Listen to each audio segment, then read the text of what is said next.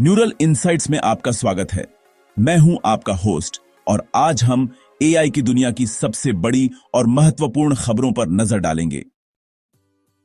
हमारी आज की सबसे बड़ी खबर ओपन एआई और एनवीडिया की ऐतिहासिक साझेदारी से जुड़ी है। एनवीडिया ओपन एआई के नेक्स्ट जनरेशन एआई मॉडल्स और डेटा सेंटर्स के लिए $100 बिलियन तक का निवेश करने की योजना बना रहा है। इस साझेदारी का लक्ष्य 10 गीगावाट की जीपीयू पावर्ड कंप्यूटिंग क्षमता तैयार करना है। यह गठबंधन 2026 के अंत में शुरू होगा और इसका उद्देश्य सुपर इंटेलिजेंस और एजीआई के विकास में तेजी लाना है। माइक्रोसॉफ्ट, ऑरेकल और सॉफ्टबैंक जैसे ग्लोबल पार्टनर्स भी इस प्रोजेक्ट का हिस्सा होंगे। अब बात करते हैं गूगल की। गूगल ने गूगल टीवी पर जेमिनी एआई को रोल आउट कर दिया है। इससे यूजर्स को personalised show recommendations, spoiler free episode recaps और टीवी के साथ वॉइस बेस्ड बातचीत करने की सुविधा मिलेगी। यह फीचर जल्द ही दुनिया भर के 300 मिलियन टीवी डिवाइस पर उपलब्ध होगा। इसके अलावा गूगल सर्च में एआई मोड को पूरे अमेरिका में डिप्लॉय करना शुरू कर दिया गया है। यह जेमिनी 2.5 द्वारा संचालित है और multi modal reasoning, personalised results और कस्टम चार्ट्स बनाने जैसी एडवांस क्षमताएं प्रदान करता है।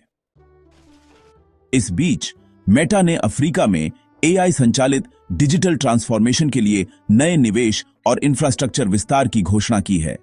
यह अफ्रीका की बढ़ती तकनीकी भूमिका में मेटा के विश्वास को दर्शाता है। एक नई रिसर्च ने एआई के दूसरे पहलू को उजागर किया है।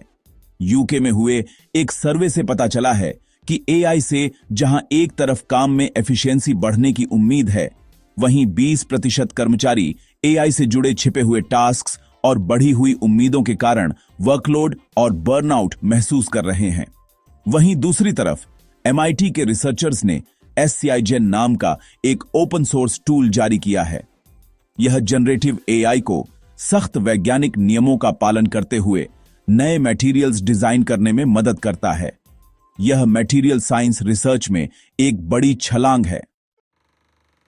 भारत से एक बड़ी खबर आ रही है। भारतीय रिजर्व बैंक यानी आरबीआई ने फाइनेंस सेक्टर में एआई को अपनाने के लिए फ्री एआई नाम का एक फ्रेमवर्क जारी किया है। यह फ्रेमवर्क उपभोक्ता संरक्षण, एआई सक्षम डिसीजन सिस्टम्स और जिम्मेदार डिजिटल फाइनेंस के लिए रेगुलेटरी गाइडलाइंस निर्धारित करता है। इसी तरह यूके के इंस्टीट्यूट ऑफ डायरेक्टर्स और यूनेस्को ने भी कॉरपोरेट गवर्नेंस और शिक्षा में एआई के जिम्मेदार उपयोग के लिए जरूरी दिशा निर्देश प्रकाशित किए हैं। अंत में अफ्रीका एआई की दुनिया में एक बड़ा कदम उठा रहा है।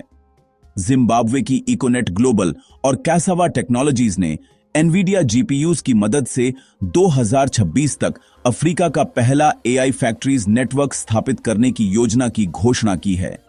इसका उद्देश्य स्थानीय इनोवेशन और एंटरप्रेन्योरशिप को बढ़ावा देना है। आज के एआई अपडेट्स में इतना ही। टेक्नोलॉजी की दुनिया में हो रहे इन बदलावों पर आपकी क्या राय है, हमें कमेंट्स में जरूर बताएं। न्यूरल इनसाइट्स को सब्सक्राइब करना ना भूलें। धन्यवाद।